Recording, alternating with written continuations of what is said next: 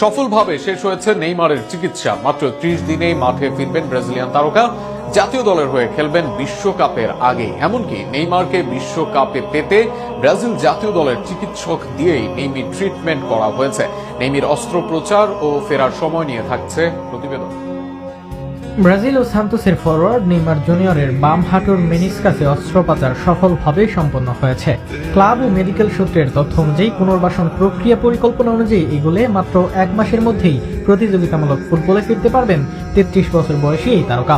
ফলে দ্রুতই ব্রাজিলের জার্সিতে নেইমারের মাঠে নামার সম্ভাবনা উজ্জ্বল হয়ে উঠেছে।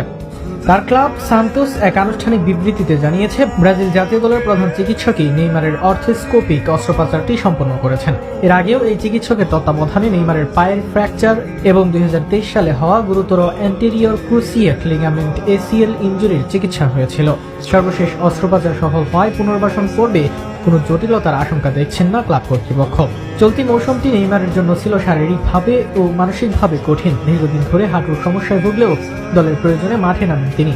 অবনমনের ঝুঁকিতে থাকা সান্তোসকে বাঁচাতে মৌসুমের শেষ ৪ ম্যাচে ৫টি গুরুত্বপূর্ণ গোল করেন নেইমার, যা ক্লাবের শীর্ষ লিগে টিকে থাকার ক্ষেত্রে গুরুত্বপূর্ণ ভূমিকা রাখে। নেইমার দ্রুত সুস্থ হয়ে ওঠা ব্রাজিল জাতীয় দলের জন্য ইতিবাচক বার্তা। নতুন কোচ কার্লো আনচেলত্তি ২০২৬ বিশ্বকাপকে সামনে রেখে দল পুনর্গঠনের কাজ শুরু করেছেন।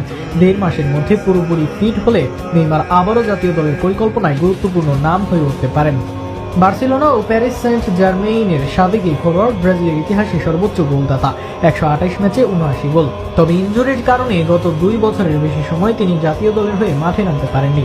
চলতি বছরের জানুয়ারিতে শৈশবের ক্লাব সান্তোসে ফেরেন নেইমার। এর আগে সৌদি প্রো লিগের ক্লাব আল হিলালে ১.৫ বছরের বেশি সময়ে মাত্র ৭টি ম্যাচ খেলতে পেরেছিলেন তিনি। ইনজুরি ও ফিটনেস সমস্যায় তার সৌদি অর্ধেককে সীমিত করে দেয়।